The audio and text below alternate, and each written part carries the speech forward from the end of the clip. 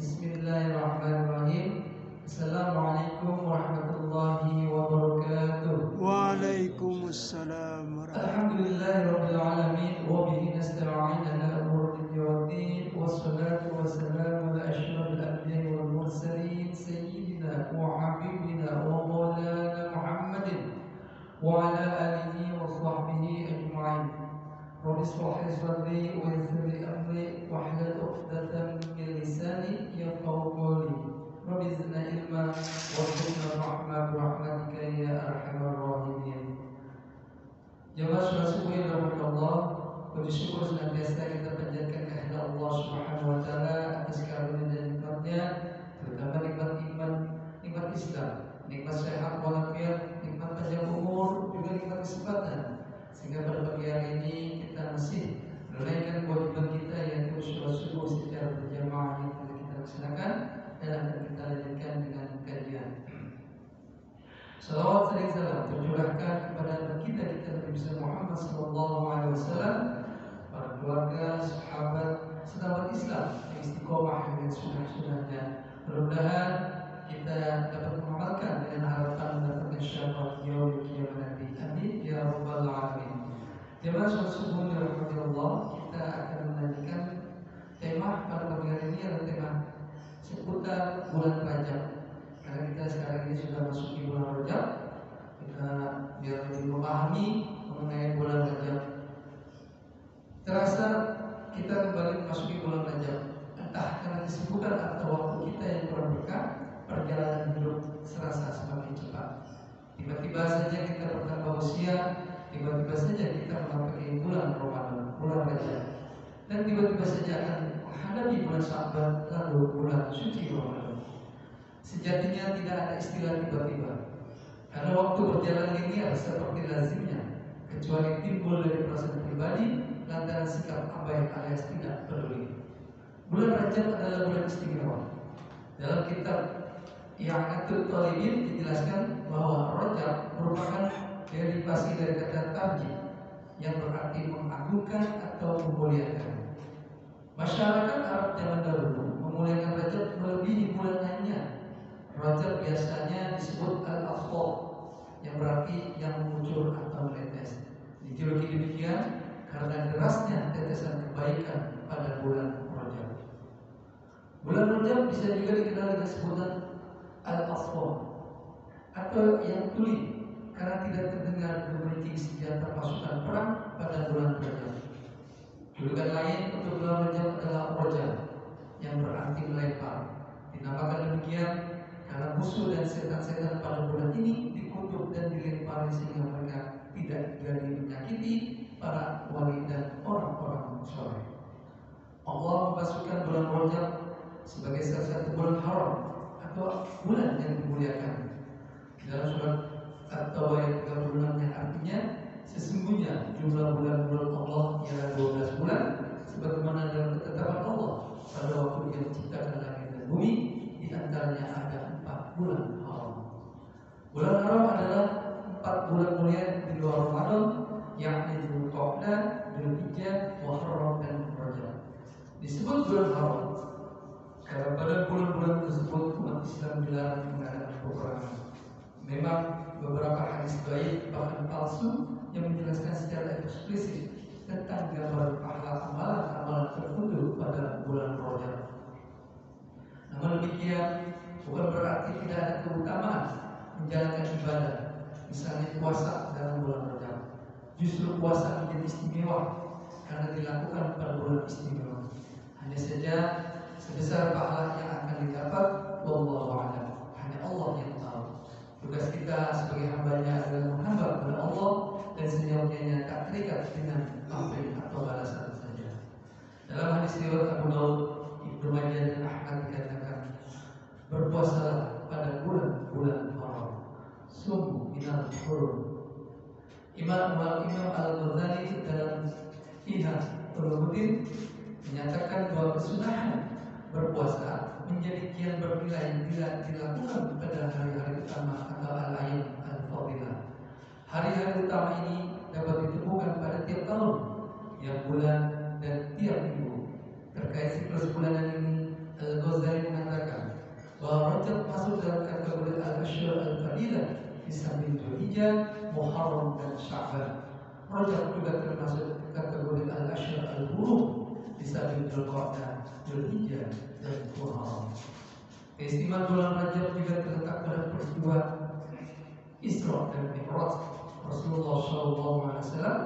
Peristiwa tersebut terjadi pada bulan Rajab tahun 10 Kenabian atau 620 Masehi.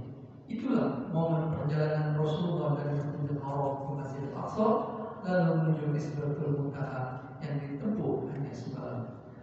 Dari peristiwa Isra dan Mi'raj, umat Islam menerima perintah sholat lima waktu. Begitu agungnya peristiwa ini hingga ia diperingati tiap tahun oleh kaum muslimin berbagai belahan dunia. Saat memasuki bulan Rajab, Rasulullah memberi contoh kita untuk membaca Allahumma barik lana fi Rajab wa Sya'ban wa barik lana Ramadan. Ya Allah, berkahilah kami pada bulan Rajab dan bulan Sya'ban, dan pertemukanlah kami dengan bulan Ramadan. Dari berbagai keterangan yang disebutkan tadi, sangat jelas bahwa bulan Rajab memiliki keutamaan lebih di atas bulan-bulan pada umumnya. Ia adalah momen untuk meningkatkan kualitas diri, baik tentang kedekatan kita kepada Allah, taqarrub ila Allah, maupun perbuatan baik amal saleh kita kepada sesama. Belum tentu tahun berikutnya kita akan berjumpa dengan kesempatan merasakan kembali bulan Rajab. Saatnya menyisihkan fokus kita kepada bulan ini di tengah kesibukan duniawi kita yang melelahkan dan melupakan kita. Mudah-mudahan apa yang disampaikan tema pada pagi hari ini dapat menjadi ibrah dan semangat kita pada senantiasa untuk beribadah kepada Allah Subhanahu wa taala, terutama di bulan Rajab ini, di mana bulan Rajab merupakan salah satu dari bulan yang diharam. Ya, di sini banyak sekali pahala yang bisa kita raih dengan melaksanakan amal soleh dan tentunya meningkatkan ibadah kita, baik itu ibadah sholat kita, sedekah kita, maupun ibadah-ibadah yang lainnya.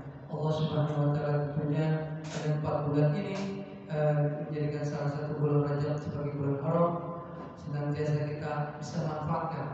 Dan tadi disebut masalah puasa, memang tidak ada anjuran berpuasa secara umum, namun di sini dijelaskan bahwa puasa di bulan Rajab termasuk dalil yang sunnah. Di sini akan kita coba sedikit singgung mengenai puasa sunnah di bulan Rajab. Memperbanyak puasa. Hal ini dianjurkan oleh Nabi Muhammad SAW sebagaimana disampaikan oleh hadisnya, bahwa puasa yang paling pertama adalah setelah Ramadan adalah puasa di bulan Haram. Jadi di sini lebih ditekankan puasa yang paling utama, yaitu bulan Ramadan. Namun setelah Ramadan itu dipuasa di bulan Haram, yaitu bulan Muharram, Dzulqa'dah, Dzulhijjah dan bulan Rajab. Anjuran puasa di bulan Haram itu dijelaskan di dalam hadis Abu Daud, berpuasalah pada bulan-bulan mulia dan tinggalkanlah, berpuasalah pada bulan-bulan mulia, berpuasalah bulan dan tinggalkanlah. Dan di sini merupakan anjuran untuk melakukan sekaligus meninggalkan puasa. Maksudnya adalah berpuasa semampunya saja. Hadis tersebut dikutip dari Sayyid Abu Bakar Ash-Shatta, I'anat At-Talibin. Kemudian sehari setara dengan sebulan. Berdasarkan hadis yang disampaikan, barang siapa yang berpuasa 1 hari pada bulan-bulan yang dimuliakan, yaitu bulan Rajab, bulan Dzulqa'dah, Dzulhijjah dan Muharram, maka ia akan mendapat pahala puasa 30 hari. Hadis ini dikutip oleh Imam Fakhrul Al-Razi dalam kitabnya yang berjudul Mafatih Al-Ghaib. Kemudian yang terakhir kisah Al-Bahili. Di sini dari Mujibah Al-Bahiliyah, dari bapaknya atau pamannya, bahwa ia mendatangi Nabi. Kemudian dia kembali lagi menemui Nabi 1 tahun berikutnya, sedangkan kondisi tubuhnya sudah berubah, lemah dan kurus. Ia berkata, "Ya Rasul, apakah engkau mengenaliku?" Rasul menjawab, "Siapakah engkau?" Ia menjawab, "Aku Al-Bahili yang datang kepada Rasul tahun lalu." Nabi menjawab, "Apa yang membuat isimu berubah padahal dulu isimu bagus dan segar?" Ia menjawab, aku tidak makan kecuali di malam hari sejak berpisah denganmu. Nabi berkata, mengapa engkau menyiksa dirimu sendiri? Berpuasalah di bulan sabar Ramadan dan 1 hari di bulan setiap bulannya. Al-Bahri berkata, mohon ditambahkan lagi ya Rasul, sesungguhnya aku masih kuat berpuasa. Namun Rasulullah menjawab, berpuasalah 2 hari.